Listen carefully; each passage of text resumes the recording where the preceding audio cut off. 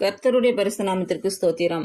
இன்றைய நாளுக்கான தேவவார்த்தை எபிரேயர் 6ஆம் அதிகாரம் 13, 14 மற்றும் 15 வசனங்கள்.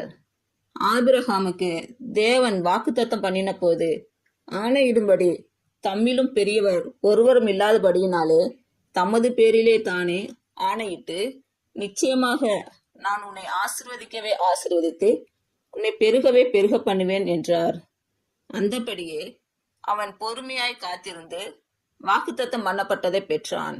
இன்று பிறந்த நாள் மற்றும் திருமண நாள் காணும் அனைவருக்கும் இயேசு கிறிஸ்துவின் நாமத்தினாலே வாழ்த்துக்கள்.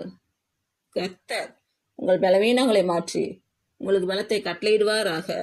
கர்த்தர் உங்களையும் உங்கள் பிள்ளைகளையும் உங்கள் பிள்ளைகளின் பிள்ளைகளையும் ஆசீர்வதிப்பாராக.